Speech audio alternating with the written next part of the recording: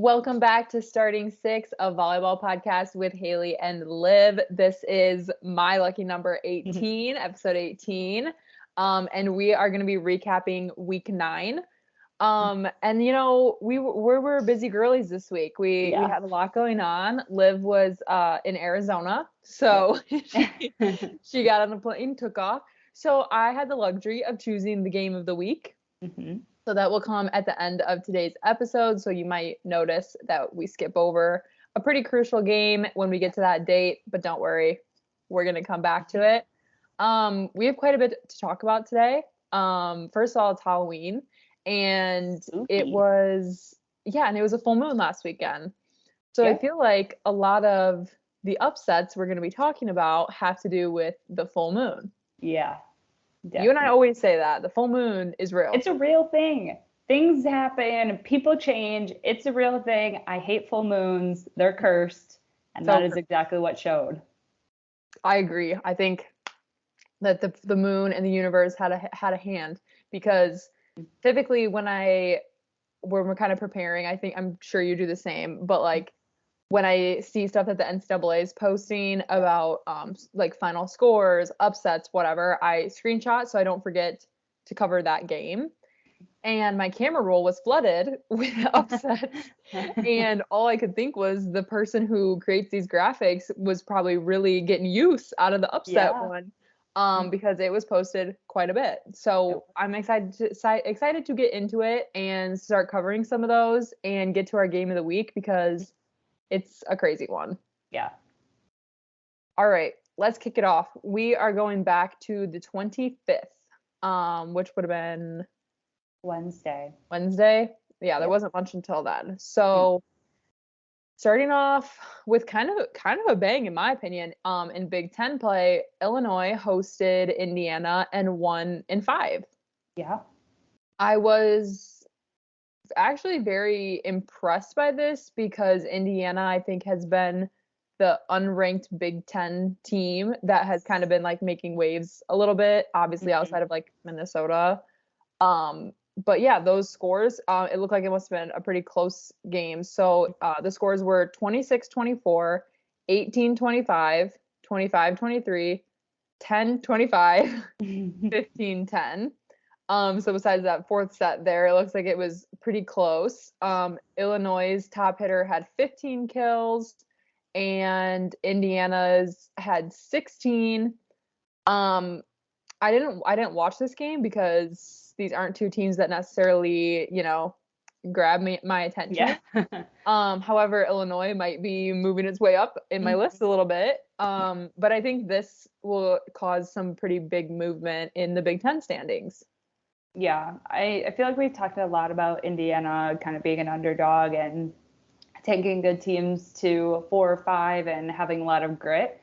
So I was a little bit surprised by this outcome. I thought it would have been flip-flopped with Indiana winning. But I also think Illinois is also an underdog that I just don't think of. I'm sorry, Illinois. I don't think of you ever. But we've talked about their big outside, Raina Terry, being the one who leads in attempts. So it kind of makes sense that they can win a 5-set match against Indiana, because I think they're very evenly matched. And so she is having on game getting 80 attempts, and she's swinging a 500. I mean, there you go. Yeah. So I was kind of intrigued. I feel like sometimes it's hard to judge right now in the season with like conference standings. Yeah. So I ended up looking, because I kind of wanted to see like what that looked like. And Illinois is now 5th in the Big Ten behind 4 ranked teams. Wisconsin, Nebraska, Penn State, and Purdue. So I was pretty impressed by that. So obviously above, Minnesota, obviously Indiana, they're 7-5 in conference, which I feel like is, it's a winning record. Yeah.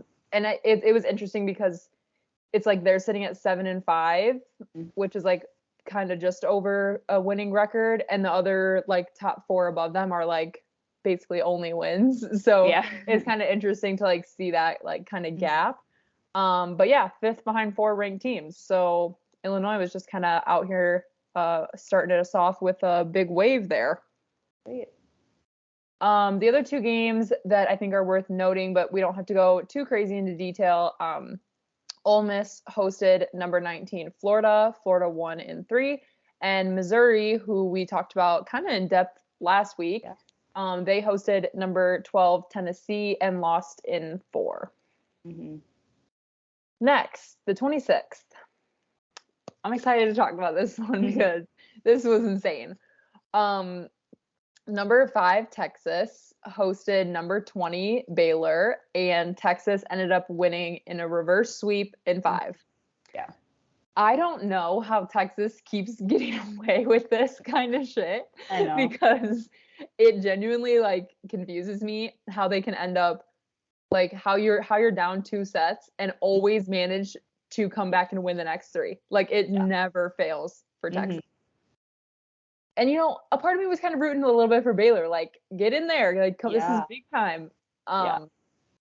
So the scores of that were 21-25, 27-29, 25-11, 25-11, 15-10. Obviously Maddie Skinner and Jenna Weenus, 20 kills. And then for Baylor, Elise McGee, who's kind of their like big hitter, she had 17 kills. She was hitting over 200. And then Riley Simpson had 16 kills, hitting a 131. I watched this game. Mm-hmm. I actually jumped. I'm a little disappointed because I jumped on right after the second set. Yeah. So I got onto this game and I was like, wait a minute. And I got immediately on my phone and texted Liv and Taylor in our group chat. And I was like, you guys, like, I think Texas is going to get swept by Baylor. So I did join in late, and then the remainder, Texas controlled the rest of the game. But this was like the best I've seen Baylor play. Yeah. And what I thought was interesting, because we've continued to play the age card with Baylor a little bit, but what I thought was interesting, and the announcers had mentioned, this is the first time since 2004 that Baylor doesn't have a senior on the team. Wow.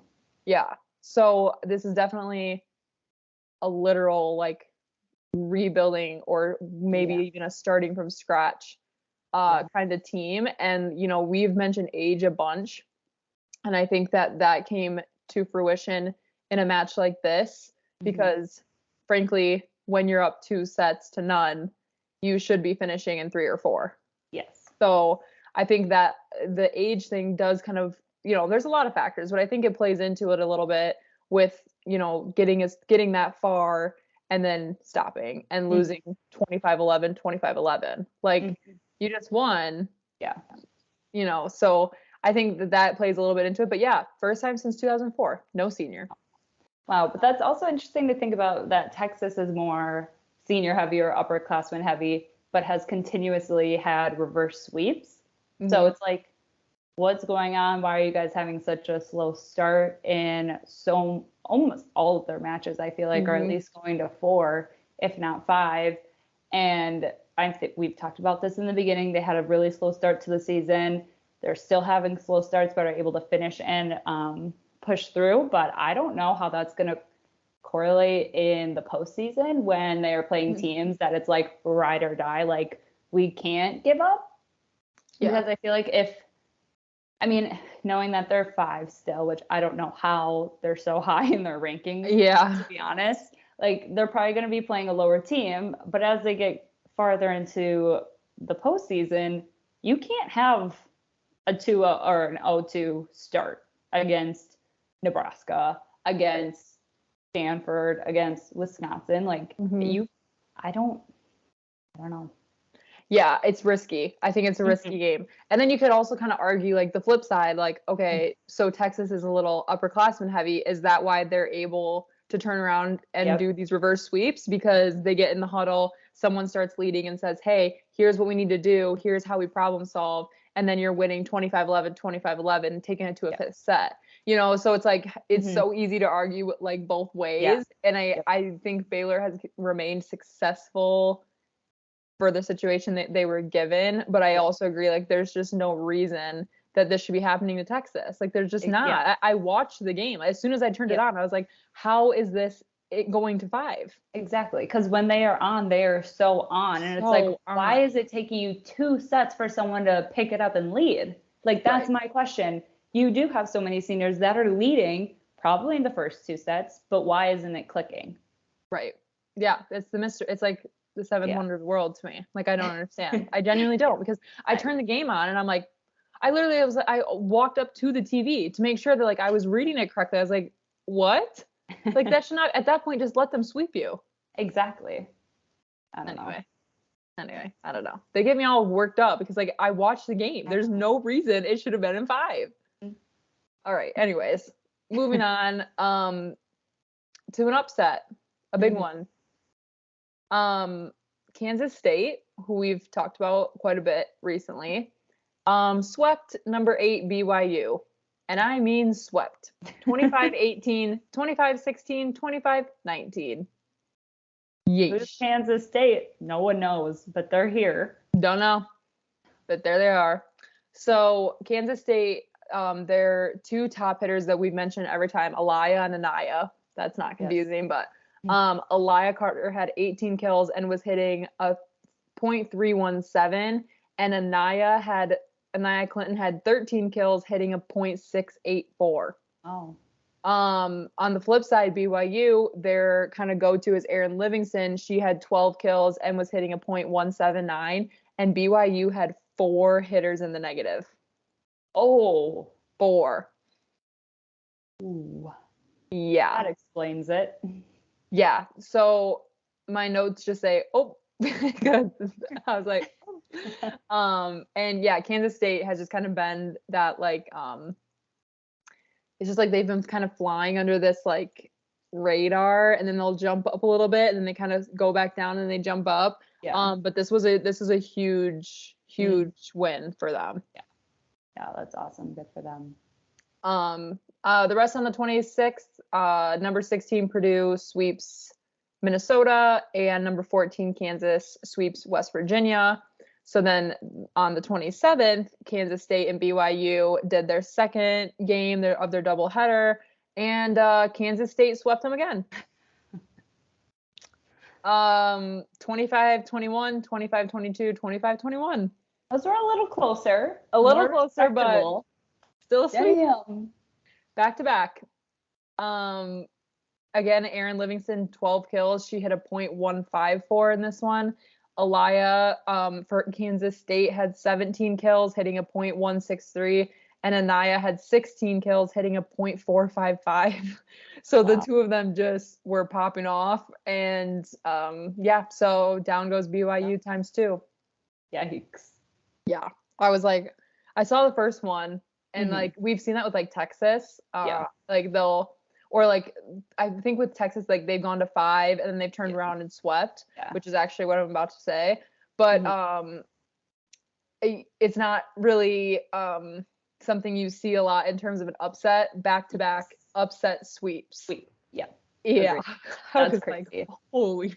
Like the first one, I screenshotted and I was like, oh boy. And then when I saw the second one, I was like, is this the same like post? Like I was like, no fucking way. No, there it is. Wow. Kansas State popping out. Okay, the next game I want to mention. So we talked about the rankings at the end of last week's episode for week 9, and UC Santa Barbara had broken into the top 25 at number 25. They took a loss on the 27th to UC Irvine in 4. The scores were very close. It was 25-19, 23-25, 26-24, 25-22. UC Irvine had their top hitter had 15 kills with a .229 percentage, and Isabella Scarlett had 14 kills, 0 errors, hitting a .636%. Oh. I thought that was super impressive. And then UC Santa Barbara's top hitter had 17 kills with a .293. It's a tough look. It's a tough look to break top 25 and then lose.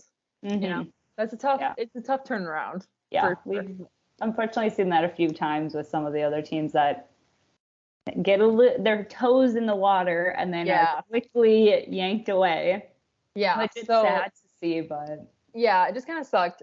It's just like, man. Yeah. And it kind of also makes you wonder, like, what other teams could be in that spot. Yeah. Which I feel like is a natural thing to think. But I also had a note that said that 14 kills and 0 errors is absurd. That's impressive. Yeah, that's a lot. That's a lot of attempts to get that amount of kills on top of having no errors at all. Wow. Oh, so there's another upset, and I'm gonna lead you right into the next one. Number 6, Washington State hosted number 9 Oregon and lost in 4. Yeah. The scores were kind of interesting. So those scores were 19-25, 25-14, 25-19, 25-23. Washington State just didn't put up the numbers they usually put up. Like, that was as simple as that. Now, granted, Oregon is one of the better offensive teams for sure. Yeah. But Washington State's best hitter, Pia Timmer, only had 12 kills. Oh. And then Aman Isanovic had 10. So that's not like overly impressive from the two of them that we've talked about before. Oregon had their top hitter, Gabby Gonzalez, had 13 kills with a .242 hitting percentage, and Kara McGee had 11 kills hitting .400. So yeah, Oregon took that one on the road. That's a pretty big win on the road. Yeah, that is. Washington State just underperforming. I feel like they got really, really hot, and now we're kind of simmering down. Yeah, and we're going to talk about them again because they're on the struggle bus. Yeah. On the struggle bus. Too much spotlight. Yeah, I'm really glad that I've continued to talk about this team for the past few weeks. Okay, so now I have a bunch of sweeps for you. I'm just going to run through here for anyone who's interested in how some of these other ranked teams were doing on the 27th. Number 1, Nebraska swept Maryland. Number 2, Wisconsin swept Michigan State. Number 3, Stanford swept Arizona. Number 4, Louisville swept Florida State. Number 5, Texas swept number 20, Baylor after their 5-set battle. Number 7, Pitt swept Virginia Tech. Number 14, Kansas swept West Virginia. Number 15, Kentucky swept LSU. Number 17, Creighton swept Villanova. Number 18, Dayton swept George Washington. That's a real school. Number 21, Arizona State swept California. Number 23, Western Kentucky swept Louisiana Tech. And then we did have some 4- and 5-set matches. Don't worry, it wasn't all sweeps. Number 10, Arkansas beat South Carolina in 4. Number 11, Georgia Tech beat Boston College, in 5. Number 13, Penn State beat Michigan in 4. And number 24, Auburn beat Georgia in 5 in a reverse sweep. Hey. We love a reverse sweep. We do. Not when it's Texas, though. Yeah, no. Like, enough from you. Texas, like, it's not fun anymore. Okay, moving right into the next day because we got some big ones coming up here I want to talk about. So on the 28th, starting right off, I've got 2 back-to-back upsets for you. Michigan State. No, I don't want to talk about it. Haley. Can we just skip it? Oh, this is so classic. I saw this and almost shed a tear. Like, I really did. I've been rooting for this team. Let me get it out. Okay. Michigan State beat number 13 Penn State at home in 5. That's what I was trying to say.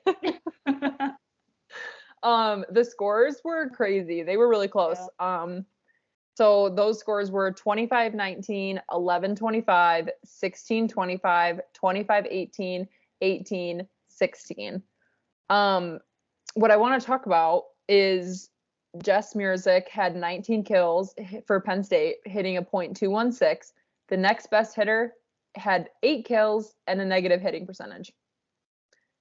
So I'm scared that Penn State, like we mentioned last week, is falling into the Ohio State habit. Yeah. Yeah, I saw a clip on Instagram, like, recapping that match, and it was a long rally. And Mac Pedraza set Jess Murzik like 5 times in a row after she was getting blocked or they were picking up. I was like, well, no wonder. They know exactly who you're going to. Mm-hmm. Everyone knows who you're going to. And yeah, she's a good swing and she's a good player, but she can only do so much. They're defending her to a tee, throw it back, throw a dump in. Like, Mac Jaza is such an offensive threat as a setter, and I don't feel like she's been using that very much since being on Penn State. Yeah, I don't think so either. And there were weeks that Penn State was just dominating, and it's because their middles were involved. And I feel like we're not seeing that anymore. Yeah. And it is scary when you start to see if teams fall into that routine of only setting and outside. Mm-hmm. Yeah. And I think that's just what's happening. I mean, don't get me wrong. Michigan State is a scrappy team. They have had very close games with ranked teams. But I mean, their top hitter, Taylor Hold'em, had 12 kills, hitting just over a 130. And Elia Moore had 10 kills, hitting over 250. So it wasn't like it's not like some of these upsets, like one of their hitters had like 20 some kills, but like, I think it's just easier on defense, the stats that, we don't always see when Penn State sending one hitter. Yeah, for sure. Just disappointing. It is. So I have some stats. Michigan State posted on their Instagram, this is their first victory against Penn State since 2013. Their first victory against Penn State at home since 2002. That's the year that my sister was born. She's a senior in college. And this is their first win against a ranked team since 2017. And at the time, that win was over number 7 Wisconsin. Yeah. So big day. Big. Yeah. Good for them. Yeah. Good for them. Okay, let's move into the next upset. This one will make us a little happier. Yeah. Illinois hosted number 16 Purdue and 1-4. Mm-hmm. So for Illinois, Raina Terry had 19 kills, hitting a .138. Eva Hudson had 18 kills, hitting a .163, and Raven Colvin had 13 kills, hitting a .292 for Purdue. And Chloe Chicoine was not above 10. I think she was at like 8. She goes in waves. Yeah, I'm kind of convinced that Purdue is a completely different team on the road than they are at home. Yes. I was thinking the same thing because at first I was like, oh, well, I know when they played Minnesota, they were at Purdue. And so I was like, it's a for sure win for Purdue. And I didn't know about this game where it was held. And I was like, oh, it was not at Purdue. Mm-hmm. That's why. No. Like no, they used the environment and the fans and the energy. They rely so heavily on that. It's like another person on their team are the fans. Yeah, and I think you can see that. Like when the games I've watched of Purdue have been in Purdue, and then it almost puts me in the mindset that when I see them lose, I'm like, how? Like I think that Purdue is going to be like on the road at Nebraska or on the road at Wisconsin. I think that they're going to be a real threat. But then you watch them on the road and you're like, maybe not. Like, it's just kind of confusing. Yeah. And we've talked about it a little bit. They have a lot of freshmen. So this is their first year on the road. I think we've seen that a little bit with Nebraska and their young team. So maybe it's a little bit of that. But I agree with you. I think Purdue's student section and fans have been the seventh man. Yeah. It's pretty crazy. It makes a difference. It really does. Oh, yeah. But Illinois, big weekend. Yeah. Big week for Illinois. Who would have thought Illinois was going to do something good? Not me, and I'm from there. So, but good for them. Good for you, Illinois. Good for them. Okay. We're funny. That is funny. I'm going to make that the title of this episode, I think. Okay. Good for them. Okay, here we go. Remainder of games on the 28th. All sweeps. I'll toss them right at you. Number 1, Nebraska sweeps Rutgers. No shocker there. Number 17, Creighton sweeps Georgetown. Number 18, Dayton sweeps George Washington. Number 23, Western Kentucky sweeps Louisiana Tech. And number 25, UCSB bounces back and sweeps Cal St. Fullerton. Nice. They bounced back. They said, "Woo, can't do that again." We got to stay up here. Yeah. All right. But I got one last upset for you. Oh, wait, I think so. Let me check. On the 28th? Nope, on the 29th. We're moving on the 29th. I think Perfect. yeah, just one more. Mm-hmm. One more, 2. not including my game of the week. Okay, there you go. Yep. So 1 right now. Okay. Anyway. Okay. This one hurts me a little. Number 6, Washington State loses to unranked Oregon State at home in 5. Mm-hmm. Oh boy. Mm-hmm. Washington State. Going down Mid-season blues, baby. Yeah. All right, let me throw some numbers your way. So the scores of this game were 21-25, 25-20, 25-20, 18-25, 15-13. So it seems like it was a really good game. Yeah.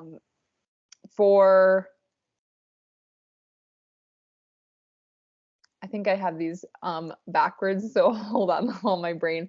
Okay, for Washington State, Pia Timmer had 21 kills, hitting a .186 and 15 digs, and Magda Jelarova, 11 kills, hitting a .348.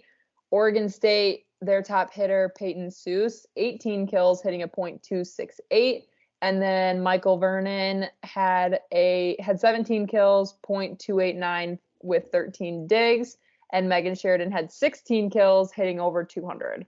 So big numbers from both sides. But I think, and I don't have their positions listed, but I think, or I'm assuming by those numbers that Oregon State was probably spreading the wealth quite a bit, because those can't all three be outside hitters. So, at the end of the day, makes a difference. Yeah. Yeah. And that's Oregon State's second win over a ranked team, right? It is. And you know what? I didn't go back and look at who the other one was. Oh.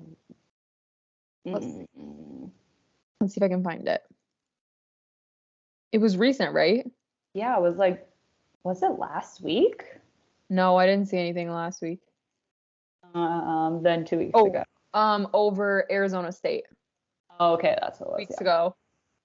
They won in 5. But this was a win on the road. Good for them. Yeah, that's big time. Washington State. Off. They must just be down in the dumps. I don't know. The full moon really got to them. Those mid-season blues, man. Where you're kind of tough.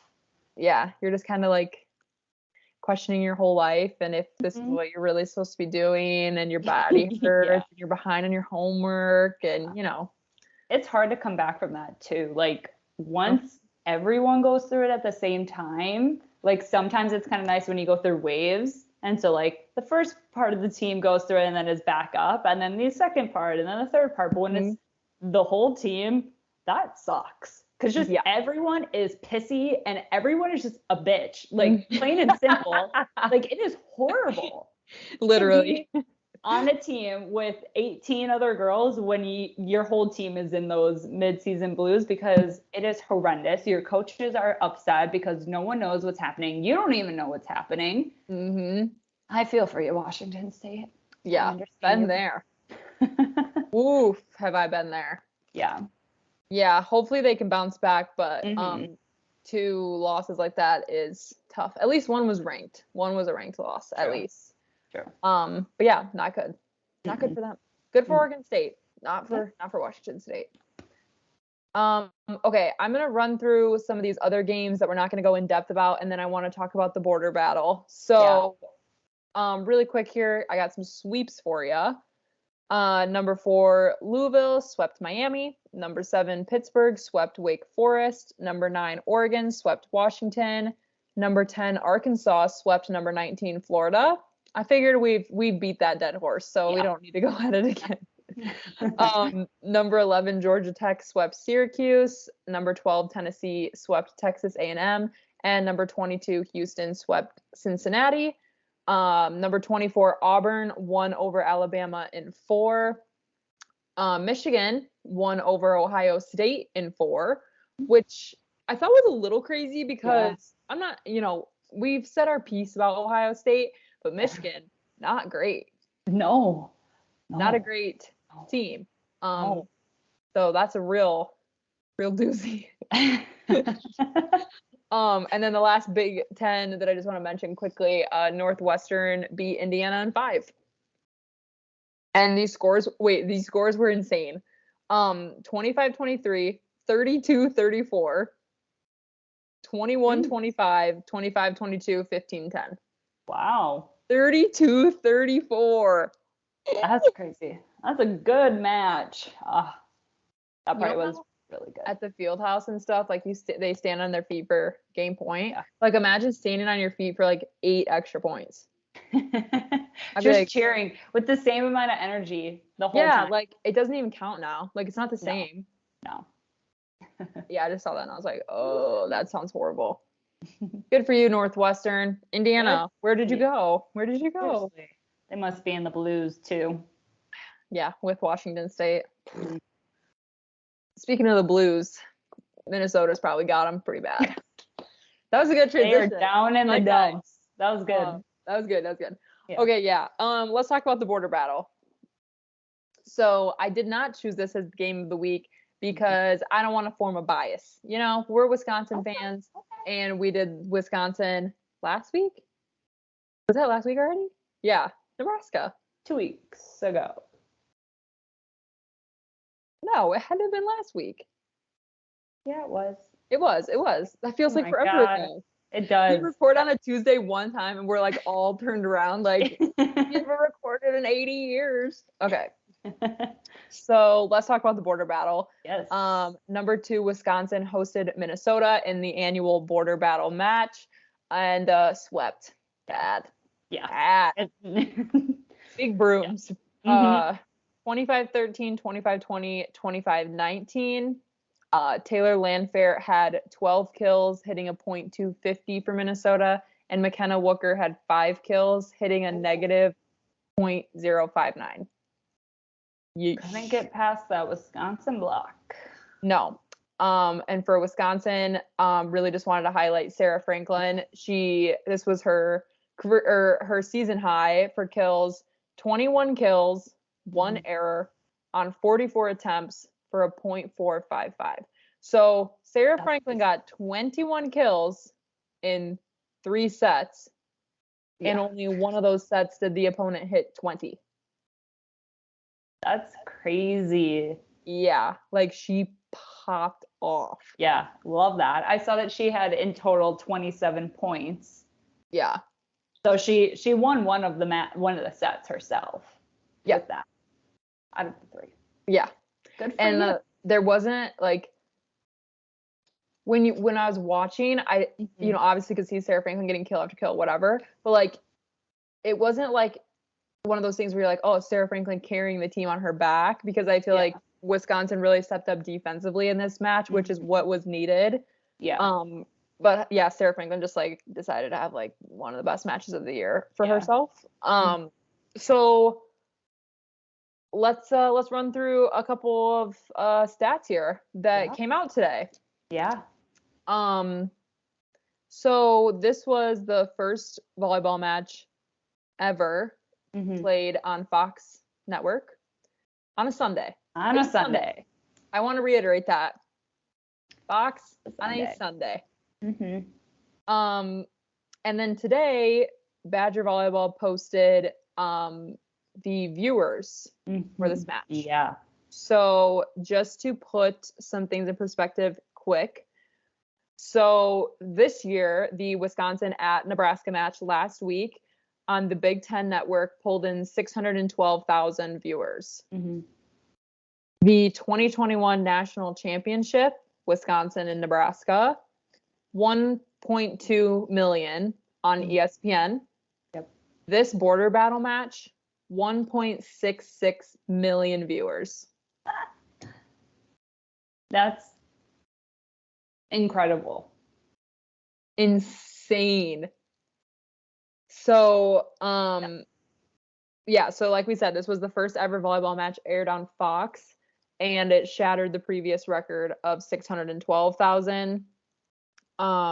They posted one more. I don't know if it said anything different. Let me check. Yeah, that's like crazy, especially because it wasn't like a super, super anticipated match, especially seeing how Minnesota has been doing and seeing how Wisconsin's been doing. Like, I already knew it was going to be a sweep, but for that many viewers, and I have a feeling part of it may have just been like people were watching a football game beforehand and just kept the TV on, but that still is like a perfect slot. Yeah. It was like a perfect slot for a timing. It's still really good exposure because even if you're not paying attention, you're still listening and you're seeing things and you're like, oh, whoa, volleyball. And then you get intrigued a little bit and you're like, oh, whoa, Wisconsin's killing Minnesota. But like, I couldn't imagine if this was the Nebraska-Wisconsin game from last week. No. And I think that plays into it too a little bit. So I think it being on Fox is a huge factor for sure. Yes. Because especially with like when I use YouTube TV, and when I open it, Fox is first every time. So like I have to scroll down to get to like the Big Ten and to ESPN and ESPNU or whatever. Yep. And it was right there, just right in front of my face. So I definitely think that counts. And I also think it's the same effect that like Nebraska sells out every home game.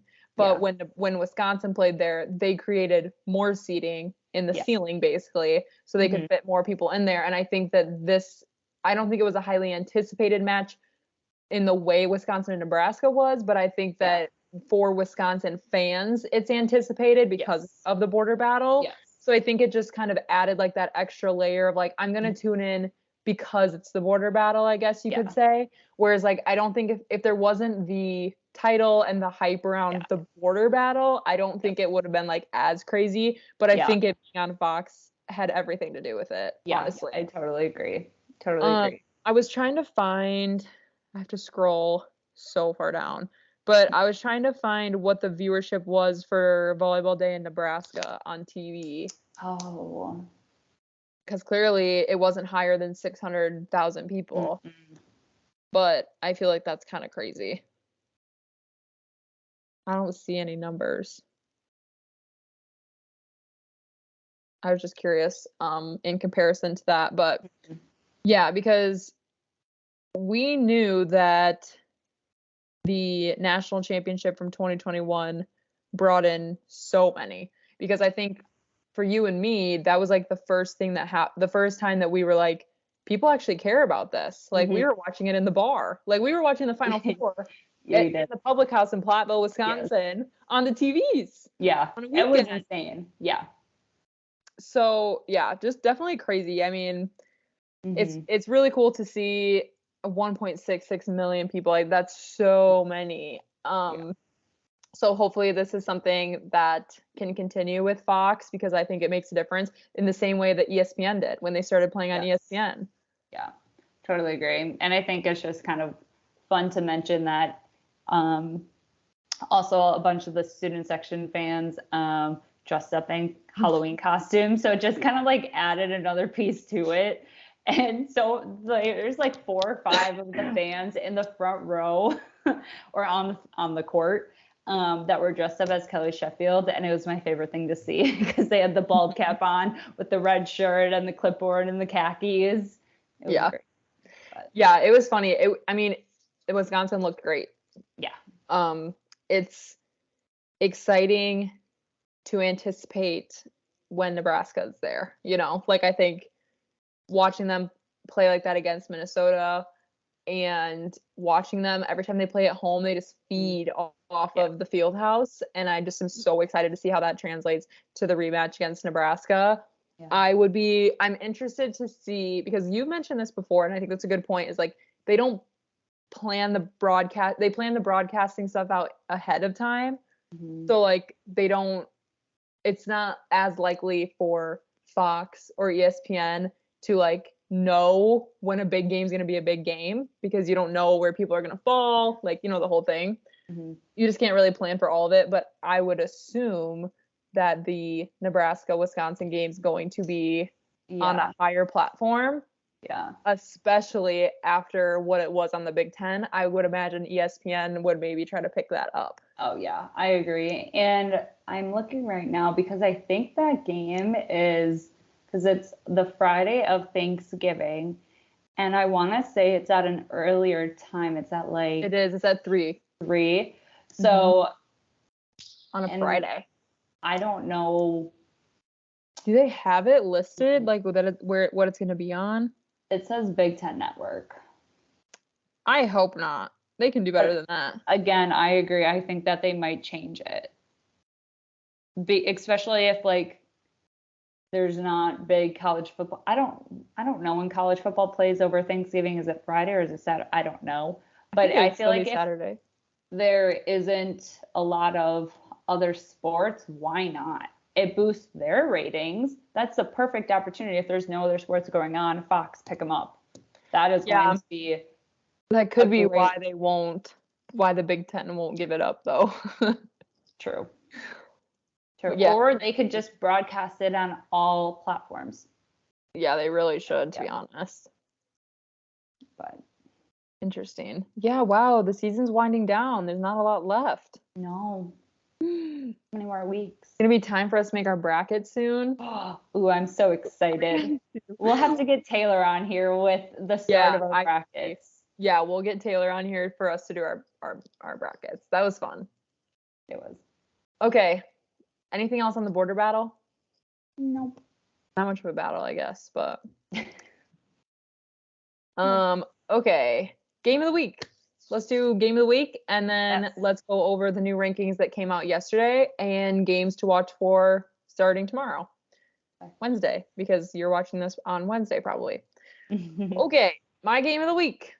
You probably saw this coming because I didn't bring it up. But on the 29th, number 21, Arizona State, the most inconsistent team in college volleyball, swept number 3, Stanford.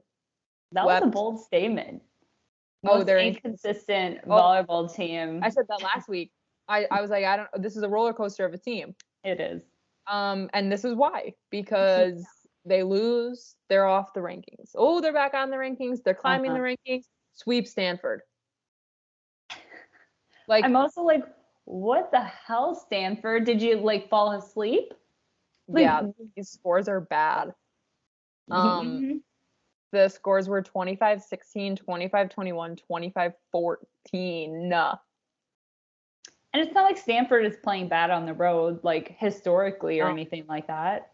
Nope, I got some stats on that for you. So for Arizona State, Marta Levinska had 17 kills, hitting a .371 with 12 digs. Next best hitter was Claire Jeter with 5 kills, 0 errors at .556. Stanford's Katie Baird had 12 kills, hitting almost a 300. Kendall Kipp had 6 kills, hitting a .115. So there's one.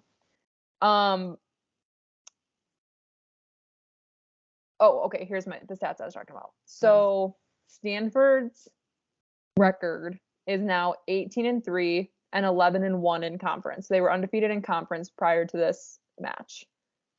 Their only losses this year were to pre-ACL tear Florida and Nebraska. Those were their only 2 losses. Yeah, so this is a team that has done exceptional on the road and defended their home court and took 2 losses to 2, at the time, very highly ranked teams, including, I said Florida, early version, like Taylor's version, early version, pre-Alexis Stuckey knee injury. The other stats I have here, Kendall Kipp averages 4.38 kills per set. The lowest amount of kills she's had this year is 4 versus Ohio State. When you're looking at her every kill she had, like amount of kills she had per game, she's typically between 12 and 22. Like she's kind of in that range. Yeah. Usually on the higher end of that spectrum. For her to have 6 kills is saying something. Like really saying something. And then the last stat that I have is Arizona State is officially the biggest wild card in college volleyball. Like it has to be finalized. Who knows? They might win the national championship this year. Literally, we're gonna make our brackets. I'm gonna be like Arizona State, and then they're gonna be like, oh, Final Four, let's fucking go. Like there's. I know. I feel like they're a team that you have to keep going until like at least the Elite 8. Like you have no idea. No clue. I looked at their record too. So they're 21-3. So they have a very good record. Ooh. They're 9-3 in conference. So all 3 of their losses overall have been in conference play, and they're 6-0 at home, including this win for Stanford.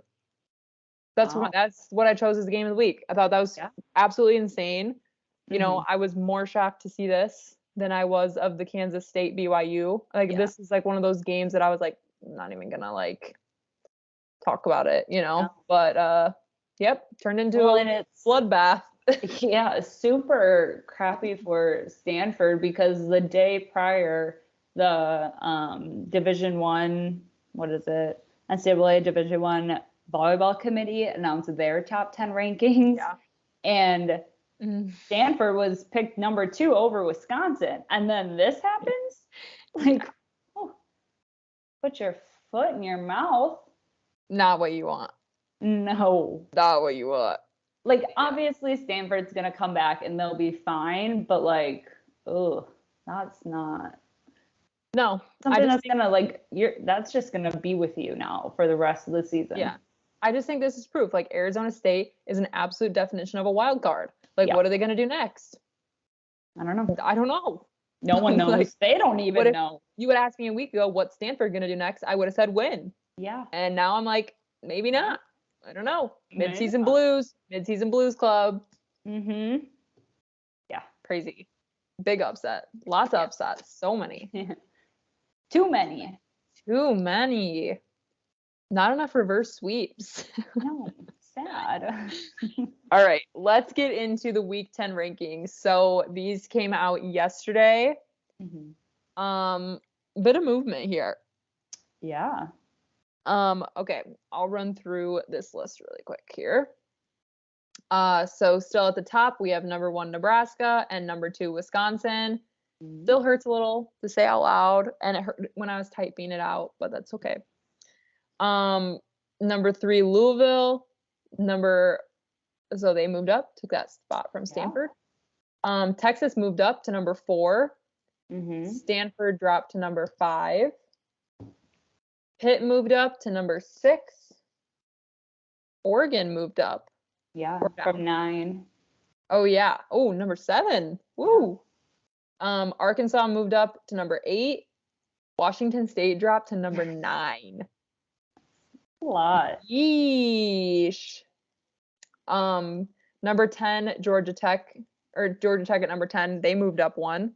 Tennessee dropped. Nope, they moved up. Tennessee moved up to number 11. BYU down to 12. Yeah. 8 to 12. Yeah. After those sweeps. That's bad. That's tough. Yeah. Number 13 is Kentucky. They moved up. The past 2 weeks, they were at like in the 20s, like 2 weeks ago. Oh, okay. They were at 15 this past week. So they moved up 2 spots. Before they were way lower. They were down. So. They were in the 20s. Yeah. Good for them. Number 14 is Kansas. Staying the same. They stay the same? Yep. Number 15, Arizona State. Next week they'll be out of the top 25. Yep, they won't be ranked next week. So they went from number 21 to number 15. Oh my God. Arizona State, I'm rooting for you now. You're my wild card team. At number 16 is Penn State. They drop? How much did they drop? 3. They were 13. Yeesh. Number 17, Creighton remains the same. Number 18, Dayton remains the same. Number 19, Purdue. They dropped 3. Yikes. 3? It's so interesting how one match can determine how far down you drop. Yeah, because I feel like there were matches that Texas should have been dropped and didn't. Agreed. But then Purdue splits the weekend. And they dropped 3? I don't understand the numbers, the system, how it all goes together, but sometimes it doesn't make sense in my head. And I think sometimes it's a little rigged, but that's just my... That's true. Illinois just fucking these teams up. Yeah. Number 20 is Florida. They dropped a spot. Number 21 is Baylor. They dropped a spot. Number 22 remains Houston. Number 23 remains Western Kentucky. Number 24 is Auburn. And number 25 from right here in Wisconsin, Marquette. Marquette top 25. Nice. They've been on the cusp. They've been on the cusp. They dabbled in the top 25 for a little bit. Yeah, I agree. All right. Lastly, let's just run through. These aren't all the games. These are just ones I thought were worth highlighting. Starting tomorrow, number 3 Wisconsin hosts Purdue. That's going to be a very good game. I don't know why I don't have Purdue's ranking on here. I'm sorry. Number 3. No, why did I have number 3? Who's number 3? Whoa. Wisconsin's not number 3. I'm sorry, guys. Hold on. My spreadsheet is getting wonky. What's Purdue now? Okay. Purdue's number 19 now. Okay, let me try again. I have it. Oh, I have it number 12. Oh my god, I'm not a true fan. Okay, let me try again. Okay. I did this quick, guys. Don't hate me. I also I missed a couple. Oh my god. Guys, I'm a busy girly, okay? Okay, I think I got them all. Except this isn't right. Who gave me these fucking numbers? Like, none of these are right. Where did I get these from? That's weird. Wait, hold up. Wait. I'm on the NCAA website for the schedule, and it doesn't give Purdue a ranking. It gives Wisconsin number 3. Then that's where I got them. Thank you, Liv. Arkansas is ranked 9, but they're number 8, and Texas is on here as 7. What the heck? Thank you, Liv. It's not me. It's not me. I was just copying and pasting. Unless these are the coaches' top 10. Oh. It's the D1 committee's top 10 numbers. Are they switching it now? Why? Don't do that. Why would they do that? That's so confusing. Okay, because I noticed when I was going through, I was like, okay, weird. Like, Kansas it doesn't say they have a ranking. Penn State didn't have a ranking. Like, it was confusing. That's stupid. I'm not crazy. No, you're not. I don't like that. Switch it back, NCAA. Switch it back. Just stop fucking with it, NCAA. Leave it alone. Seriously. Let the rankings be how they are. Even if you don't agree, I don't care. You're messing up my system. Clearly, now I've made a fool out of myself. Okay, let's start over. Coming up tomorrow, number 2 Wisconsin hosts number 19 Purdue. That's gonna be a great game. I highly recommend tuning into that. Yeah. Also tomorrow, Illinois hosts Northwestern. I think that's gonna turn out to be a pretty good game. Yeah. And then on Friday the 3rd, right? Is that Friday? Yep. Number 16 Penn State hosts number 1 Nebraska. Could be a good game because Penn State's hosting. Could be bad. Yeah. I don't know how that game's gonna go. I will be watching, but I don't know. Yeah. Another big game, number 5 Stanford's hosting number 9 Washington State. Number 20 Florida is hosting number 11 Tennessee, and number 14 Kansas is hosting Kansas State for an in-state battle. Yeah. And then the 2 games I highlighted on the 4th, which would be Saturday, is number 2 Wisconsin hosts Illinois and Ohio State hosts Indiana. Those were the games I chose to highlight. Yeah. Cool. Anything else? You're on your own, sister. Nope, that's it for me. I'm sure there'll be more that we'll talk about next week because, clearly just upsets. When does Arizona State play this week? Because I'm going to have to freaking watch them at some point. Seriously. Everyone tune in. I can't believe that. I actually can't. I know. Wild card. All right. Yep. So that wraps up everything I have for this week's episode. Cool. Another hour long because we just love to talk. Yeah. All right. So thank you guys again for listening, following us on social media, following us on TikTok. We're excited to come back next week with new rankings, new wins, hopefully more reverse sweeps, more upsets. Can't get enough. Hopefully no more midseason blues. That's what we're hoping for. Okay, let's get this train rolling. Okay. All right, we will see you guys next week.